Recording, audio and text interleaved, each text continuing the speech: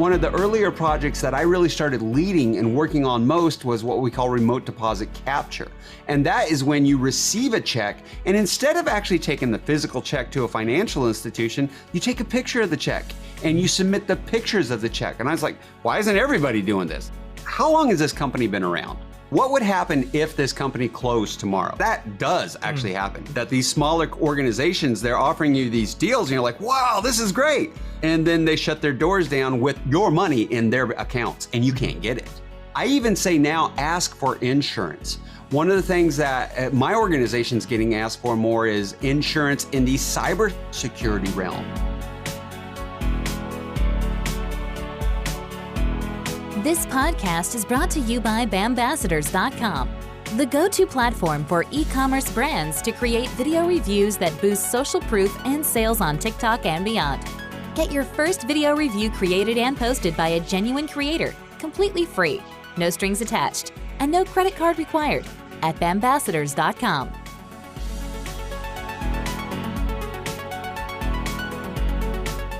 Welcome to the EcomXFactor podcast, where it's all about launching and scaling your business using sales funnels, automations, and smart marketing. And now, please welcome your host, the founder of EcomXFactor, Yaron Bin.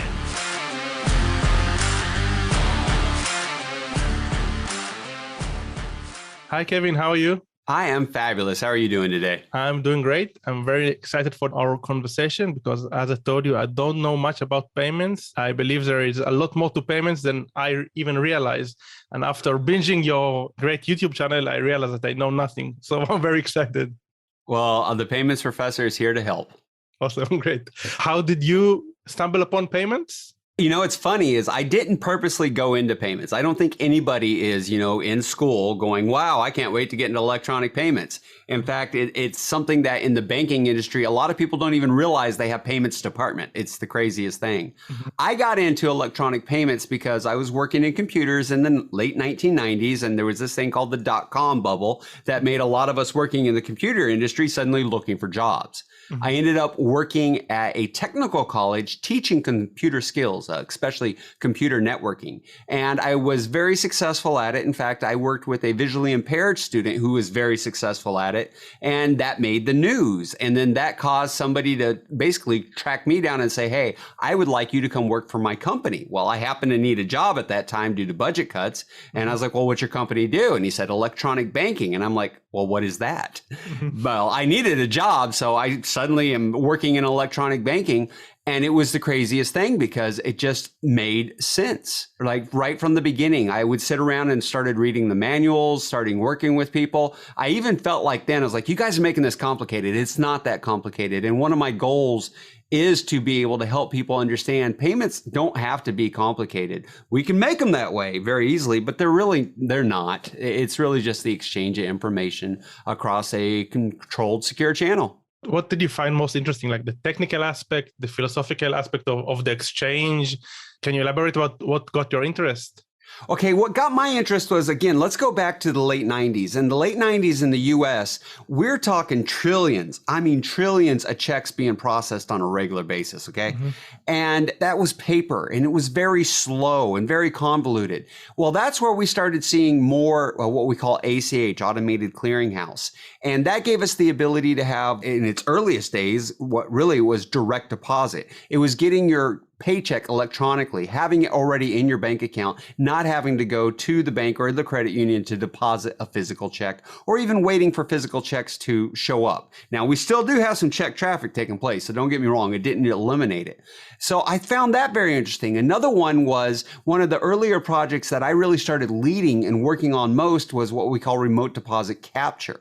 And that is when you receive a check, and instead of actually taking the physical check to a financial institution, you take a picture of the check and you submit the pictures of the check. And I was like, why isn't everybody doing this? It was something that required rule and regulation change. And it's actually something too that Vsoft, the company that I do work for, they were very big in the early days of remote deposit capture. And we've evolved since then, but we still offer a lot of different check products because there's so much that can be done in the exchanging of those images. And that really got my attention, seeing it and being in it when it was new and when when it was evolving and when it was rapidly changing. And well, I got to say, it's gotten back to that point again where it's evolving and rapidly changing. What are the benefits that a lot of e-commerce store owners might overlook with regards to payments? I mean, for me, I'm an e-commerce store owner and I didn't invest time in studying payments, to be honest. So what am I not realizing? What potential am I missing? Well, a lot of it depends on the type of payments that you're working with, because we have business to business payments, we have consumer to business and business to consumer. So in whatever direction you're going. Now, in some cases, you also have business to government because you got to be able to pay your taxes. Now, when making those payments, one of the things that I find, because I also am a small business owner as well, is the payments professor. Well, I do work for a large corporation, is Vsoft.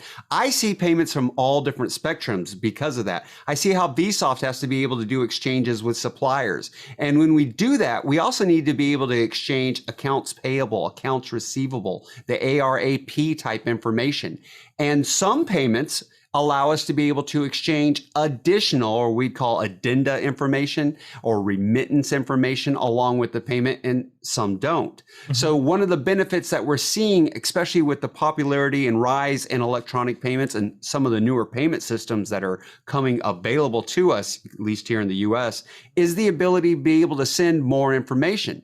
Now, as a smaller merchant that is trying to do payments, I first of all recommend you shop around, because a lot of times people just think, oh, I want to be able to take credit cards. Credit cards can be quite expensive to process. And that is one of the things that a lot of different smaller businesses and merchants don't realize. Who you're processing with, how much are you paying for that to actually take place? What security is going to be there? Who's going to be held liable? There are many cases where people just Google and go to the first company that shows up. And you're probably paying a lot more than you should be. You might be surprised in how much it's costing you. Whereas you could go down to your local community bank, especially, or credit union, well, more like the bank on the business side, and be able to find that they can offer you electronic payment options.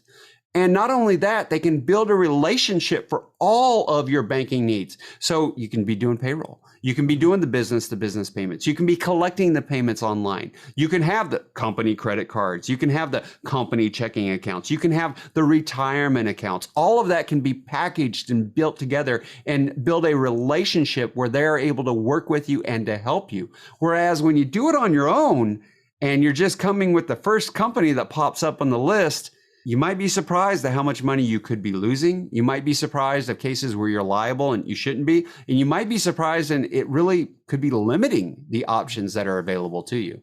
I have so many questions already, but let's try to simplify. So assuming I'm looking for a payment processor or a company to get paid via credit card, what are the most important things that I need to check? So obviously we have like the percentage that they are charging. Do I need to check where are they based in opposing to where are my customers? Because we have like the cross-border transactions and the fraud detection. What are the stuff that I need to look for? Like maybe 3 or 4 or 5 examples of the most important stuff to consider for B2C. Well, a lot of that we would call a vetting of your third-party vendors and the third-party service providers. It's a whole area in the banking world of what is required when you're working with a third party, what due diligence has to be performed. And that's what you're going to want to do is your due diligence. How long has this company been around? What would happen if this company closed tomorrow? That does actually happen. That these smaller organizations, they're offering you these deals and you're like, wow, this is great. And then they shut their doors down with your money in their accounts and you can't get it. So you want to definitely look at, I'm not going to say the longevity, but the security of the company as far as are they secure and going to be there beyond tomorrow? I even say now ask for insurance.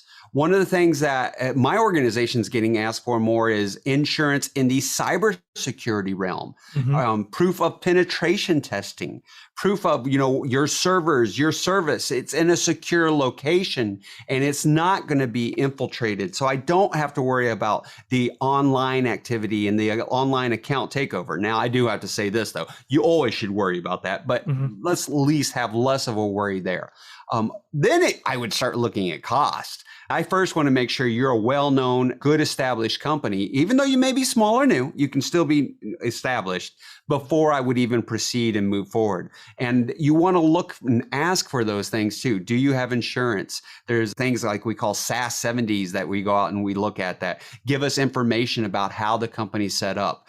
I a lot of times will even recommend, depending on who you're working with, look at their corporate executives.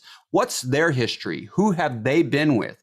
We hear of companies popping up all the time that it's the former CEO of X company is now launched this new company, or former CIO is the CEO of a new company. And that can bring with it, some great knowledge and experience that can give you comfort in going with the startup company. Now, in the US, we actually do call these fintechs too. And some of them, like Vsoft, we've been around for over 20 years, actually over 25 years, and have definitely established ourselves as being one of those organizations. And I'm not saying you have to go with somebody that's been around as long as we have, because we will even work with and partner with some other organizations out there that are, I wouldn't say in their infancy, but still young in age as far as how long they've been out and established. But look how established they are. Look what their offerings are. Look who's involved with the organization. Find out what insurances they have too. Find out what liability.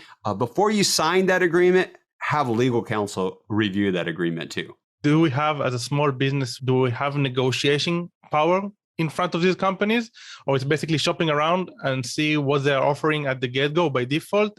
All right. You always have negotiation power because you can always ask. Mm-hmm. And one of the big sayings that we see in the industry here, at least, is it going to be on my paper or is it going to be on your paper? And what's that mean? That means who's actually writing the agreement? From which side is it coming from? If it's coming from, say, me, I've written it, I've had it created, I can tell you now it's going to favor me, because I'm the one who's paid and worked to have it created. If it's something I'm signing coming from somebody else, well, then I know it's going to probably favor them. And I need to go through and I need to look and see who's going to be held liable. What are those liabilities going to be? Can you negotiate aspects of that contract? Usually, I mean, it does depend on what it is. It does depend on who you're working with, but usually you can negotiate it. Sometimes they are just, cookie cutter contracts, let's say, that everybody gets the same deal. You just got to go with what you get. And it varies. It would depend on the situation. Mm-hmm. It's very interesting. I had never thought about the fact that it makes a lot of sense. If you create the contract, it's obviously going to be in your favor. So it makes sense to create the contract instead of waiting for the contract. If you can, I'll tell you now, I prefer, let me write it up. Exactly. I mean, one of the things, I even had a call today with some of the payments professor business that I do, and I was going over the details of what they wanted, because they're like, we'll send you over something. I was like, no problem. Let me make sure, though, I've got all these details. And as soon as I got all the details of what they wanted done, I put it in a contract and sent it right to them before they could send me anything. So that way it gave me more bargaining power, because now I'm putting it on them to make the request. And it gives me the ability to be able to negotiate and give away or take things as needed. It's a very important point, because for me, I'm a bit lazy sometimes. So I prefer the other side to send the contract. But at the end of the day, it makes more sense to put in the effort and create the contract. And then you have the bargaining power, as you said. Well, another thing that's really, really important is read the contract. I cannot tell you how many times I've worked with people and I was like, well, did you actually read the agreement? Do you know that it actually is holding you liable? And they're like, no. And I'm like, well, why didn't you read it? And it's cumbersome. It truly is. Some of them are dozens and dozens of pages of very boring legalese. But you got to read the contracts or pay somebody to. I know people in the industry, some lawyers, that's what they do, is they review contracts for you. And it's worth it, because to me, it's like buying an insurance policy.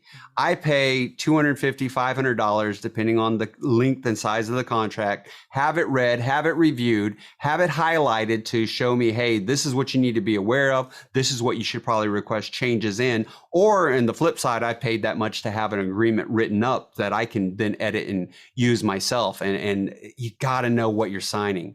And people will just blankly look at certain aspects and sign them. I've done it before myself too. So I'm not saying, hey, I'm better than you. I've been there. I've done that. I understand how frustrating it can really be. I mean, nobody wakes up and goes, I'm going to have my cup of coffee and I'm reading this 50-page agreement. Do you have any example that comes to mind of of a client of yours or someone that you heard about that didn't read the fine lines and how he got screwed? Oh, yeah. Okay. Here's one of the best ones that I ever worked with. And it had to do back with remote deposit capture.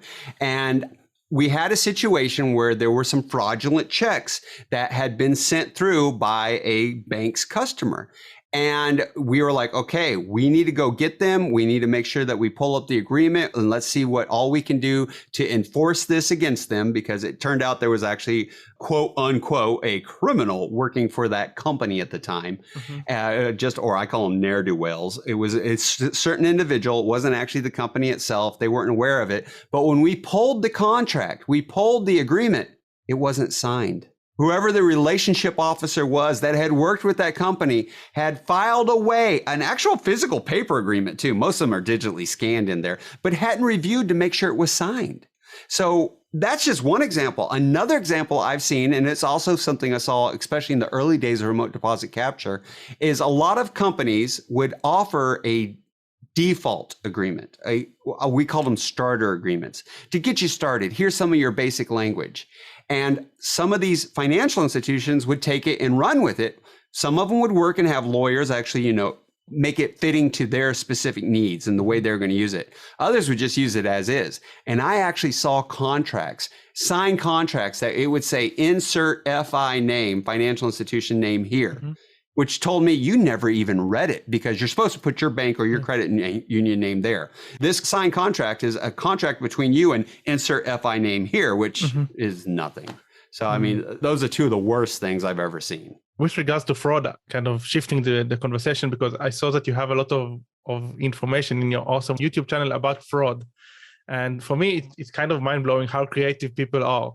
But do you mind sharing a few of the most common fraud acts that you've seen lately with regards to online payments? Oh my gosh, there's so many. Here's the thing. There's a lot of current videos on the Payments Professor YouTube site for fraud because October is cybersecurity month in not just the financial sector, but the financial sector, the electronic banking world. We take October very serious with cybersecurity.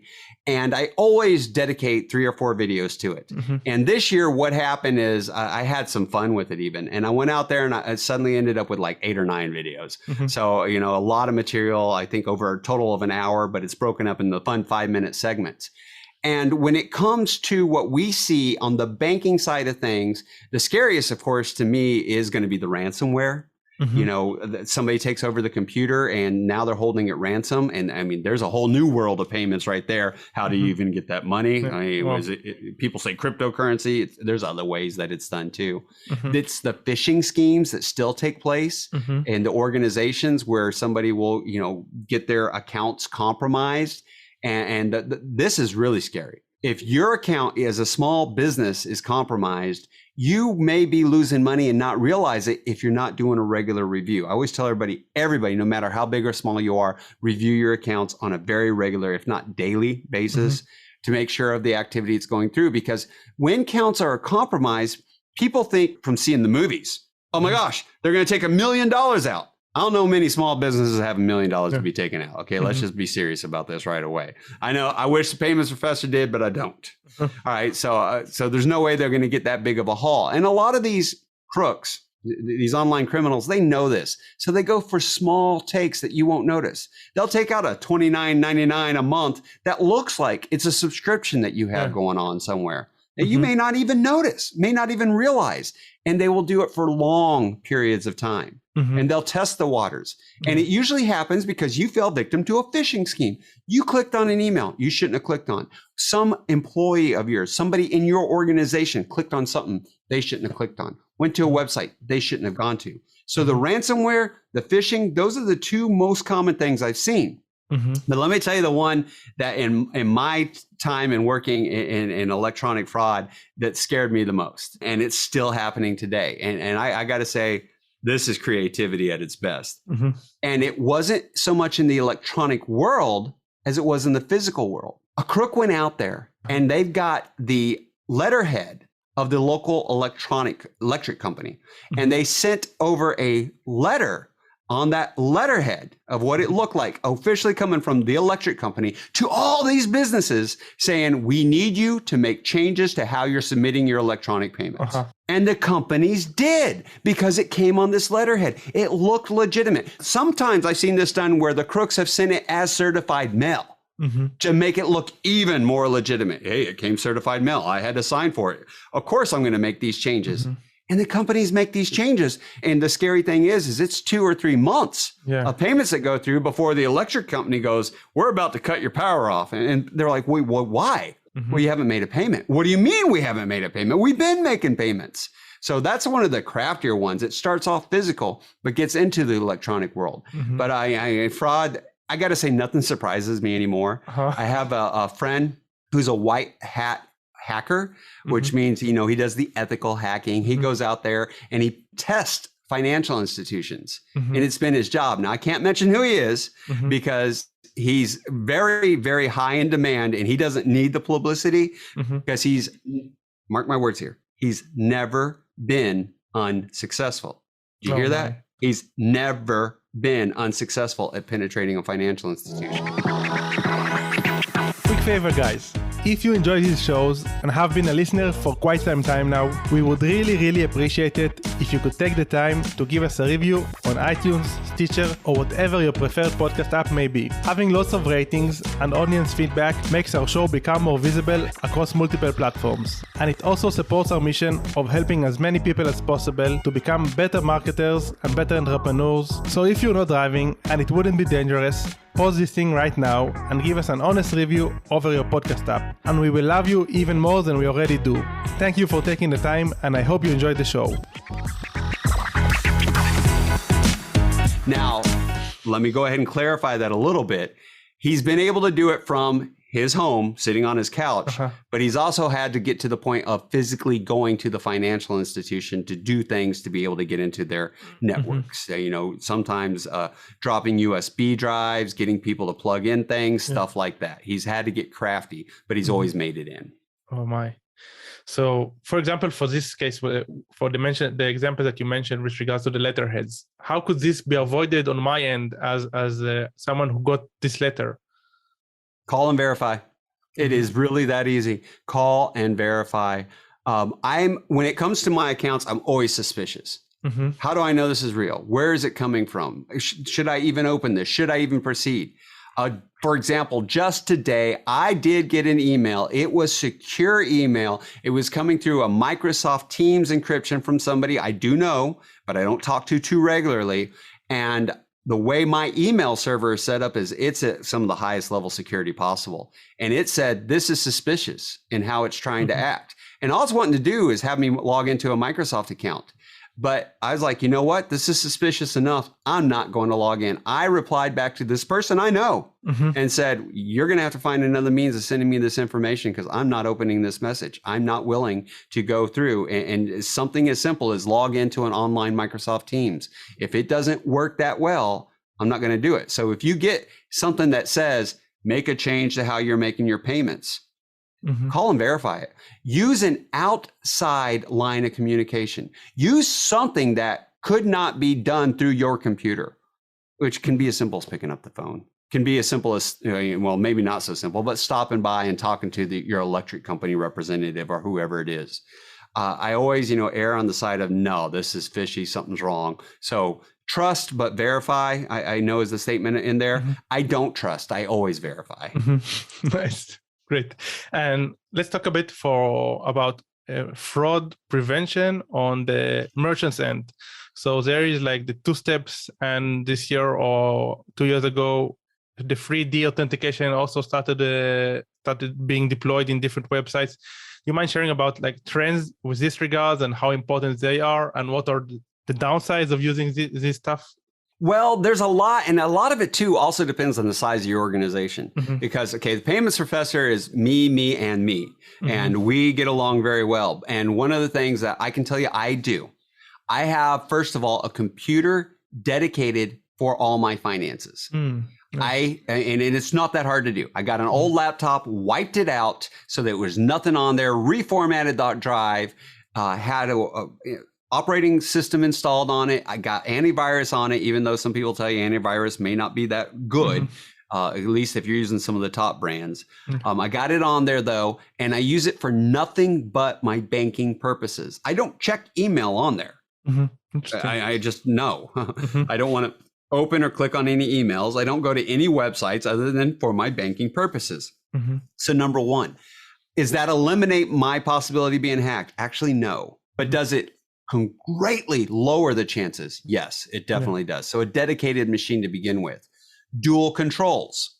I'm not a fan of dual controls when it's me, me, and me. But when I realize it's protecting my money, and I realize too that my financial institution requires it. They're like, you have to have dual controls. I even said, but it's just me.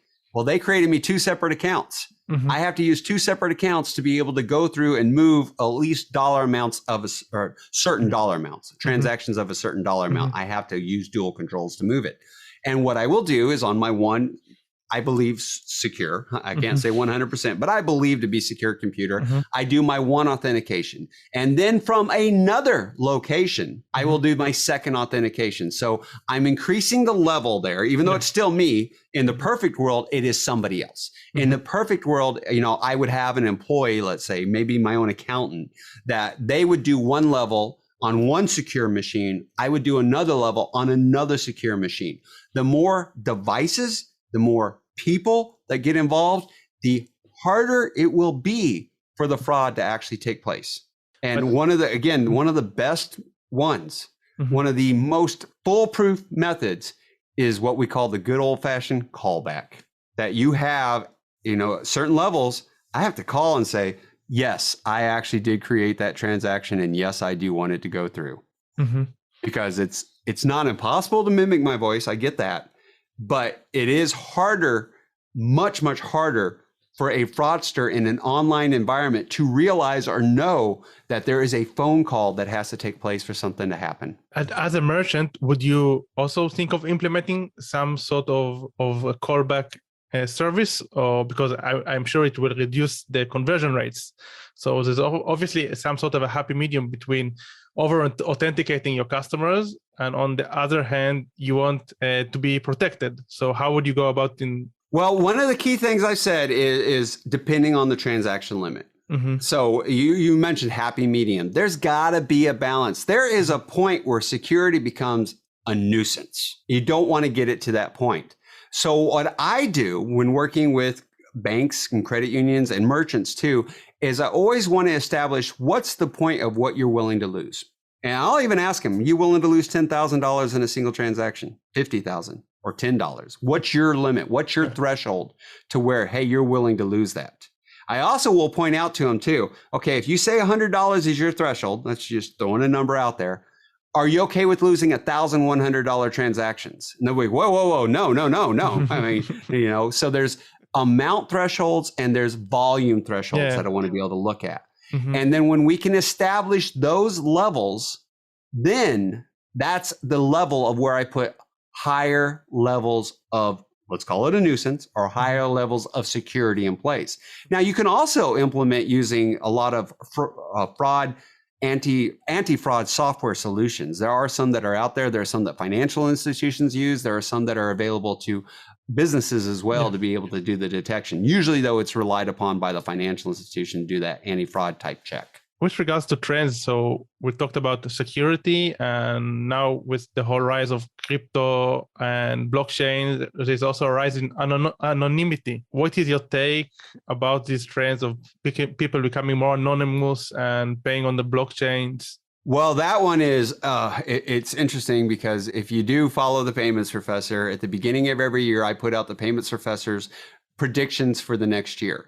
I've been doing this for a long time. Even before I built the website, I was doing this. And it was something that people in the industry are saying, hey, what are your predictions for the year?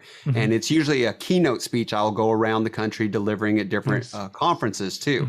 And spoiler alert, it is December, so it's going to be coming out in January.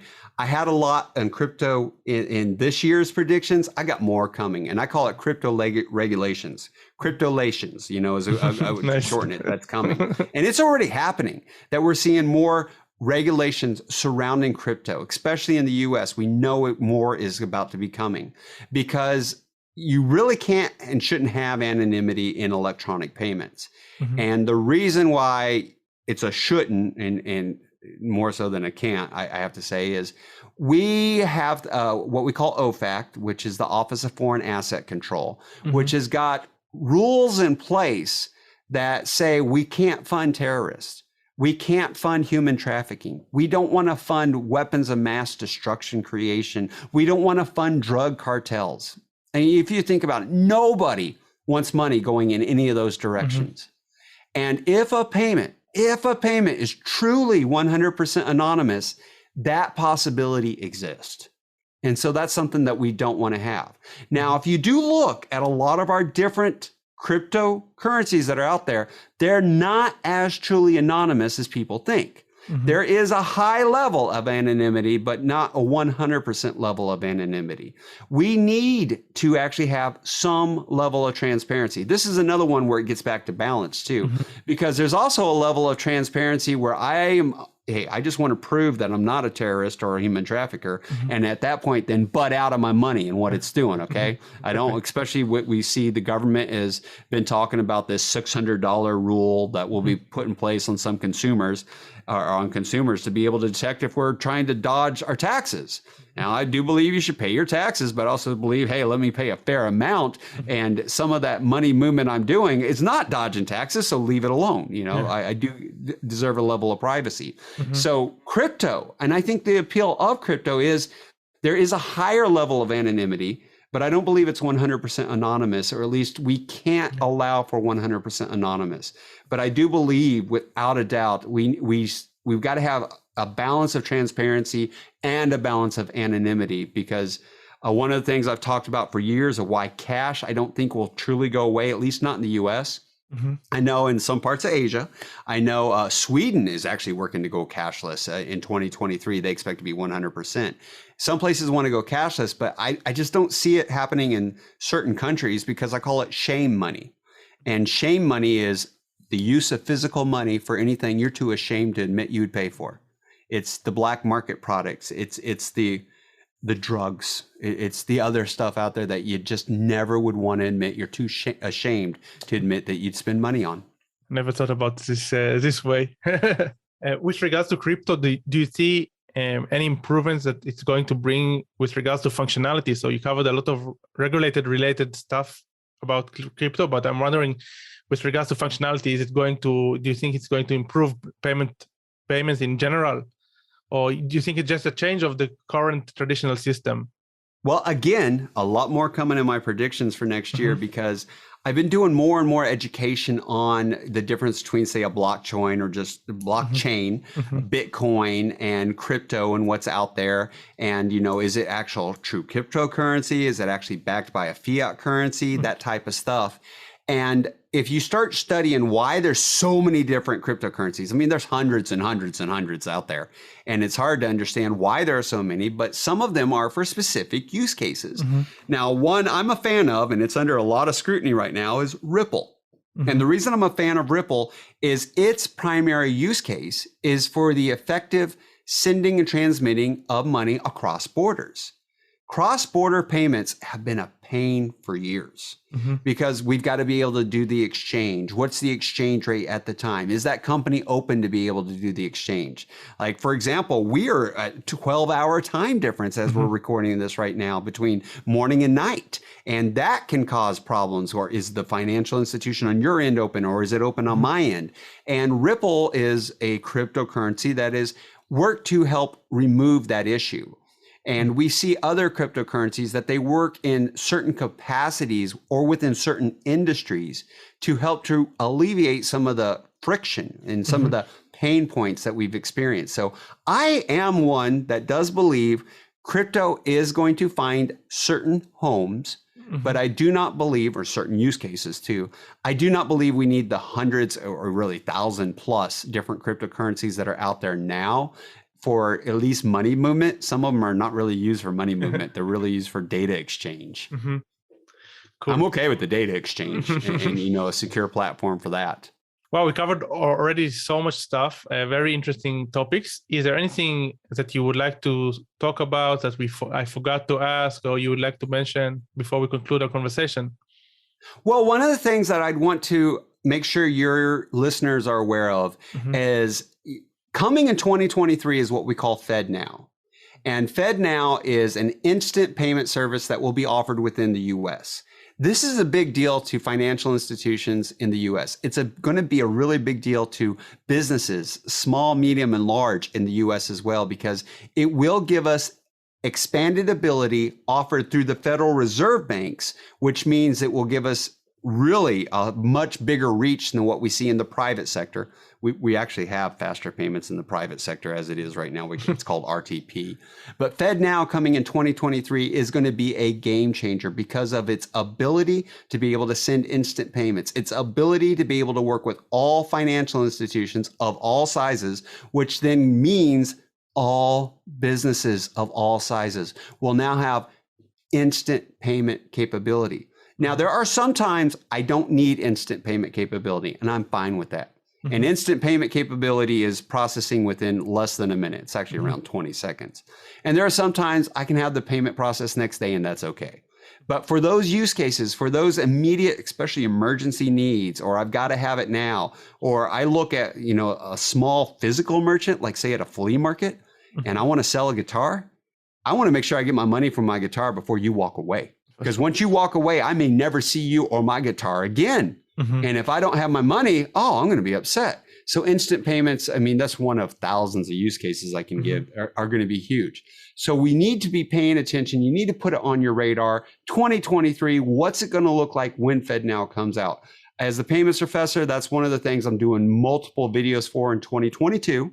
Because at Vsoft, we are working to work with the Fed on the offering of FedNow. We want to be able to make sure that there are solutions that are in place, again, for whatever size business you are, to be able to work in a physical or in an online environment, to be able to make the best use of these different payment capabilities and make it to your advantage. And there's so many advantages that are going to be there for even the smallest business. The exchange of that remittance information I was talking about, the speed of the payment. If you're a small business and you got supply chain issues and got to get a payment through right away, solves for that. If you're having trouble making payroll, but you just got a shipment goes out, you can get paid for it right away, solves for that. I look at in the world of produce and restaurants here in the Florida area. And if you get a shipment in, but you need to get credited for some of the bad produce, because hey, sometimes, things at the bottom aren't as good as the stuff at the top, and you want to get a credit for it, the instant payments, they can solve for that. There's so many different ways that we're going to see FedNow solve for a lot of the friction, a lot of the pain points, and some of the issues that we experience today. I can't wait to see that happen and go away. So that's something I would say, hey, keep that on your radar and make sure you check out the YouTube channel for the top 10 predictions of 2022, because I don't always get them right. And I'll be the first to admit when I'm wrong. Awesome. Great. Yeah, I saw you have a lot of videos about FedNow, and I never even heard about it. So it piqued my curiosity, and it sounds like an amazing solution. Not sure if it's relevant for worldwide merchants, but if it's out in the US, probably will create a ripple effect and also be something that is implemented in other countries. Well, I'll go ahead and here's a 2023 okay. All right, prediction. Actually, it's going to be in 2022. So you're getting another one. You're getting a lot of them here today. Right. The next step really is the instant global payment. We do have some countries that are able to do very fast payments. I even say instant. We see a company called Swift, which is actually based out of New York, works with what's called the clearinghouse. They are working with different countries on doing instant payments. We have what's called SEPA in the European market that they allow countries to be able to do instant payments. But we aren't to the point of the global instant payment. So in 2022, I expect the rise of more countries having capabilities between certain countries, certain networks being built for within certain countries to be able to send cross-country.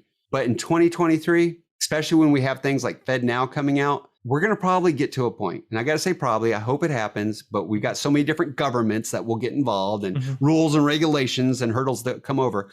We're going to see that global instant payment become more of a reality. Thank you so much, the Payment Professor.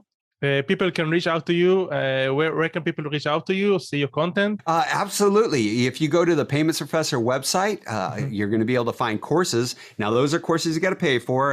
There's discounts can be made available if you need multiple courses to educate people on the details of what's happening in all these different payment channels. You can always go to the YouTube channel, the Payments Professor YouTube channel. That's free content, put out videos on a regular basis, at least weekly.